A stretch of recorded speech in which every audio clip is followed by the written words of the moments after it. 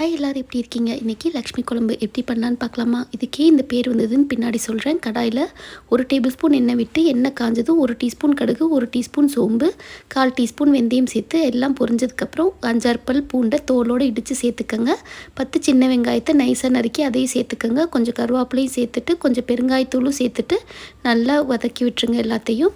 அப்புறம் சின்ன கோழி சைஸ் அளவு புளியை 1 டம்ளர் தண்ணியில் கரைச்சிட்டு அந்த தண்ணியும் இதோடு சேர்த்துக்கோங்க. 2 டீஸ்பூன் தனி மிளகாத்தூள், 3 டீஸ்பூன் மல்லித்தூளும் சேர்த்துட்டு தேவையான அளவு உப்பு சேர்த்துட்டு எக்ஸ்ட்ராவாக 1 டம்ளர் தண்ணி சேர்த்துட்டு குழம்போட கன்சிஸ்டன்சியை அட்ஜஸ்ட் பண்ணிக்கோங்க.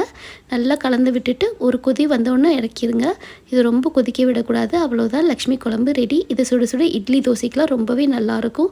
இதுக்கே லக்ஷ்மி குழம்புன்னு பேர் வந்ததுன்னா அந்த காலத்தில் செட்டிநாட்டில் காய்கறிலாம் போடாமல் சும்மா வைக்கிற குழம்பு, அதாவது சும்மான்னு சொல்லக்கூடாது, எல்லாமே நிறைஞ்சிருக்குன்னு சொல்லணுங்கிறதுக்காக தான் லக்ஷ்மி குழம்புன்னு சொல்லியிருக்காங்க.